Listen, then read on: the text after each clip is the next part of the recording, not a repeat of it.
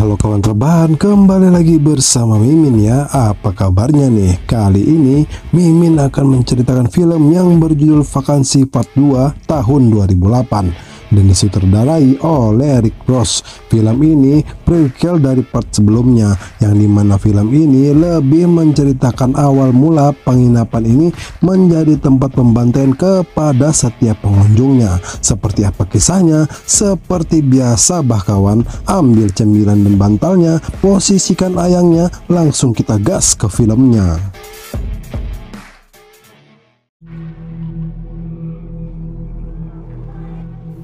Cerita berawal saat satu pengunjung yang bernama Grom ini baru saja menyelesaikan pernikahannya. Namun karena sudah tak sabar ingin membelah durian pasangannya itu, ia pun memutuskan untuk menyewa penginapan, yang dimana kita diperkenalkan lagi dengan pemiliknya bernama Gordon dan anak buahnya bernama Jack pun langsung melayaninya.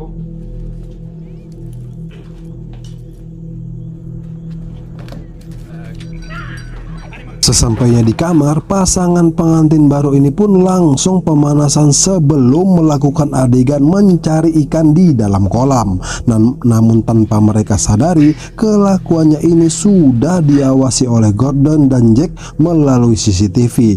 Lalu baru saja ingin menikmatinya, lampu yang seketika mati pun membuat pengantin wanita ini ketakutan, sehingga mereka memutuskan untuk segera pergi dari tempat ini.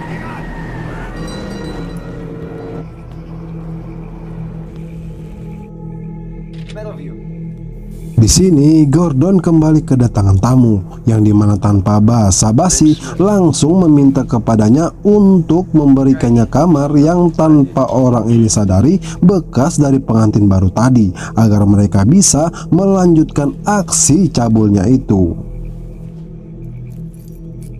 Saat mulai memantau pria tadi, mereka melihat hal yang aneh dengan pria tersebut, yang dimana saat ia meminta teman wanitanya itu untuk berbaring, tanpa diduga pria tersebut pun langsung mengeksekusinya dengan brutal.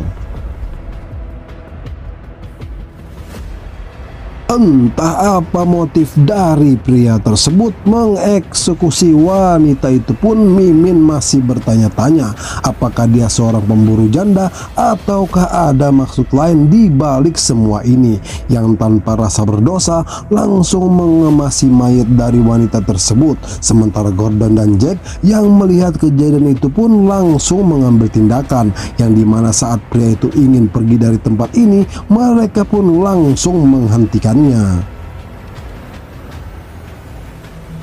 Di sini kita diperkenalkan lagi dengan David, yang ternyata rekaman dari pengantin baru tadi akan dijual kepadanya. Lalu David yang melihat ada bercak darah di senapan milik Jack ini langsung menanyakannya, sehingga mau tak mau Gordon pun langsung menunjukkan rekaman saat pria tadi melakukan aksinya. Dan ya, pria ini bernama Smith, yang langsung diinterogasi oleh David pun mengatakan kalau akan melaporkan dan memperlihatkan kejadian ini kepada polisi. Namun Gordon menolaknya dan mengatakan kalau ini tindak pembunuhan, karena ia tak ingin kelakuannya yang selama ini suka ngerekam dan menjual semua video para pengunjung itu terbongkar. Lalu Smith yang mendengar percakapan mereka pun langsung meminta untuk melepaskan ikatannya dan mengatakan untuk bekerja sama dengannya yang mempunyai keahlian sebagai si copet brutal ini, karena menurutnya adegan pembantaian lebih laku keras dibandingkan dengan adegan belah durian itu. Lalu David, Gordon dan Jack yang mendengar uang besar itu pun langsung bersepakat untuk melepaskannya, tapi dengan syarat jika Smith melakukan hal yang tak mereka inginkan, akan melaporkan semua perbuatannya itu kepada polisi.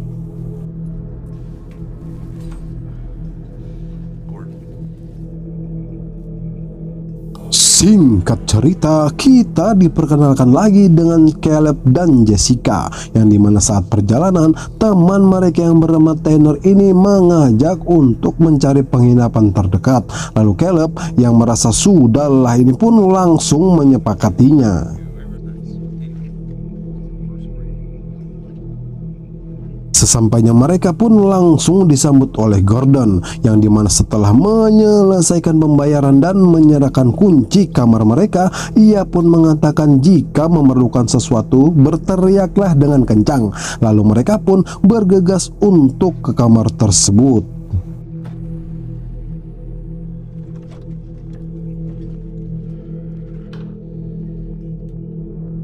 Di sini Jessica yang sudah lama tak merasakan pisang raja milik Caleb pun langsung mengajaknya mencari ikan di dalam kolam. Tapi tanpa mereka sadari sudah ada orang yang mengawasinya dari luar. Lalu baru saja melakukan pemanasan, tiba-tiba dikagetkan dengan gedoran pintu itu sempat membuat Jessica ketakutan. Namun Caleb yang ingin mencari tahu pun tak melihat siapapun di luar sana. Lalu dia kagetkan lagi dengan gedoran pintu dari kamar sebelah. Mereka ini langsung membuat Caleb naik darah dan langsung mencari tahu apa yang ada di balik pintu tersebut.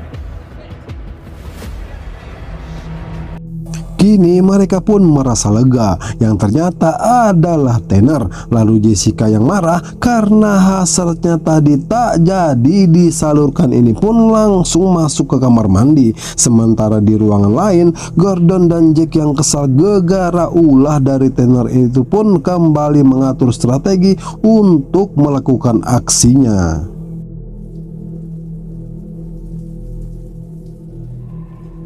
Melihat Jessica, Tanner yang pengertian ini pun langsung kembali ke kamarnya. Lalu Caleb yang melihat Jessica hanya menggunakan handuk ini pun langsung mendorongnya ke ranjang. Sementara Tanner yang ingin melihat siaran TV ini pun terkenyut ketika memperhatikan gambarnya. Ia menyadari kalau yang ia lihat saat ini itu kedua temannya. Lalu ia pun langsung mendatangi Caleb dan Jessica. Di sini Tanner pun langsung mengajak Caleb untuk melihat apa yang dikatakannya tadi, kalau mereka sudah diawasi oleh seseorang melalui CCTV ini pun langsung memastikannya. Dan benar saja kawan, Caleb pun menemukan CCTV itu. Lalu mereka pun mengatur strategi untuk bisa pergi dari tempat ini hidup-hidup. Sementara Gordon, Jack dan Smith yang menyadari kelakuannya ini diketahui pun langsung bergegas menangkap mereka.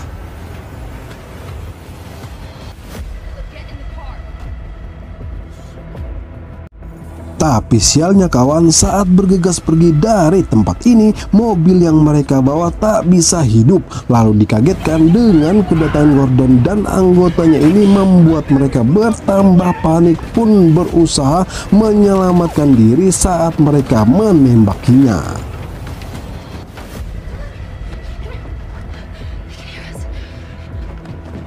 Di tengah kepanikan mereka, Caleb yang berpikir tak bisa menghadapi mereka yang bersenjata itu pun langsung mengajak mereka untuk keluar melalui jendela kamar mandi. Tapi sayangnya kawan, saat tiba giliran Caleb untuk keluar, tiba-tiba langsung ditarik oleh anggota Gordon itu.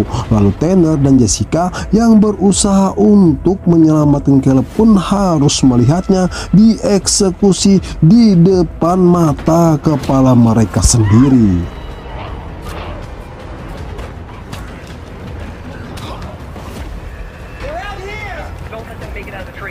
Gordon pun meminta anggotanya untuk terus merekam adegan Jessica dan Tanner yang lari terbirit-birit masuk ke dalam hutan ini pun sempat tertangkap dan terjadi adu mekanik antara mereka. Dan saat ingin mengeksekusinya, kedatangan Jessica ini berhasil melumpuhkannya.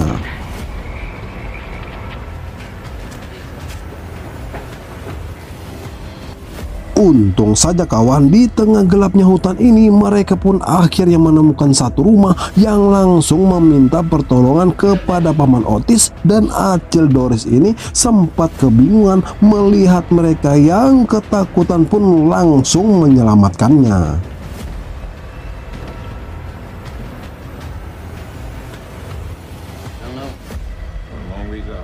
saat menceritakan semua kejadian yang mereka alami, diikuti dengan kedatangan seseorang pun berharap itu adalah polisi. Namun betapa terkenyutnya Tanner dan Jessica ketika melihat paman Otis justru membawa Gordon, dan anggotanya mengatakan kalau Tanner dan Jessica sudah merampok di penginapan mereka.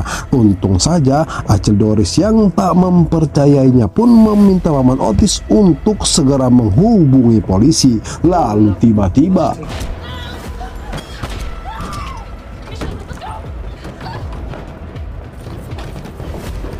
Gordon dan anggotanya pun terus memburu mereka yang sudah terjebak di dalam rumah ini. Tapi untung saja Tanner dan Jessica yang terus berusaha menyelamatkan diri ini pun sempat membuat Gordon dan anggotanya kewalahan untuk menangkap mereka. Tapi sialnya mobil milik paman Otis yang mereka temukan ini tak bisa digunakan untuk kabur dari kejaran Gordon dan anggotanya. Lalu tiba-tiba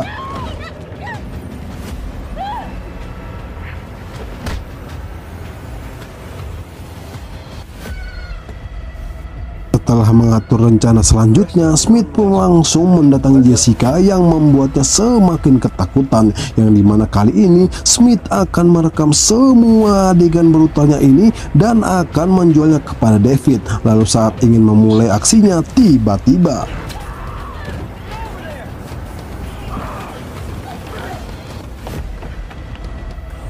kini keadaan pun semakin kacau setelah perlawanan Jessica tadi membuat mereka panik bukan kepalang mencari keberadaannya. Sementara Jessica yang kini ingin pergi dari tempat ini pun terkenyut ketika melihat mayat Caleb yang dibuang oleh Gordon dan anggotanya. Begitu saja pun tak bisa menahan kesedihannya. Lalu diikuti dengan pergerakan Tanner yang sudah sekarat ini pun berusaha menenangkannya agar keberadaan Jessica tak diketahui oleh Gordon dan anak buahnya.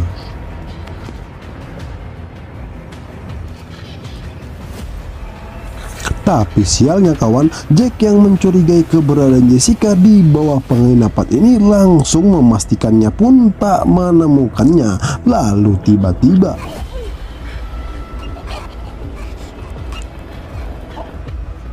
Jessica yang kembali kehilangan Tanner ini pun harus berjuang seorang diri menghadapi kedua penjahat cabul itu, dan nyaris saja diketahui oleh Smith yang langsung lari masuk ke dalam hutan ini melihat mobil yang terparkir pun mencoba untuk mengambilnya. Tapi sialnya saat mencari kunci mobil ini ia tak menemukannya, sehingga Jessica harus mencari jalan lain untuk menghindari kejaran mereka. Namun lagi-lagi kawan, pergerakannya diketahui oleh Gordon yang langsung mencarinya.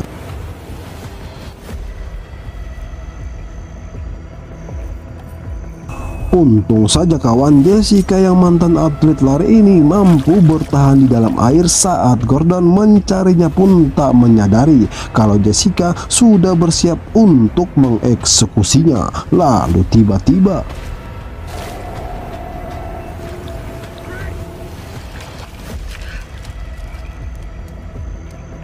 melihat Gordon yang sudah tewas, Smith pun langsung mencari Jessica. Dari jejak kakinya ini yang mengarah masuk ke dalam gudang pun akhirnya menemukan keberadaannya. Lalu terjadilah adu mekanik antara mereka. Namun untung saja Jessica yang menemukan cairan kimia ini langsung menyiramkannya kepada Smith, dan tanpa pikir panjang langsung menyurutnya menggunakan korek api hingga tubuhnya terbakar pun membuatnya panik bukan kepalang. Melihat kesempatan itu, Jessica pun langsung pergi meninggalkannya. Keesokan paginya, Jessica yang sudah lemah tak berdaya ini akhirnya ditemukan oleh seseorang yang melintas pun langsung menyelamatkannya. Lalu polisi yang mengetahui kejadian itu pun mulai menginvestigasi lokasi tersebut. Namun anehnya mereka tak menemukan video rekaman bahkan kamera perekam sesuai apa yang dilaporkan oleh Jessica. Dan sungguh di luar Nuril kawan, Smith yang Mimin kira sudah tewas terbakar itu ternyata masih hidup dan menjual rekaman video kepada David yang mengatakan kalau dia akan membangun dan menjalankan penginapan tersebut setelah semua kamera terpasang dan kembali melanjutkan hobinya sebagai si copet pembuat film pembantaian itu. Dan cerita pun selesai. Saya Kriting selaku admin channel ini pamit undur diri. Sampai jumpa di cerita film selanjutnya.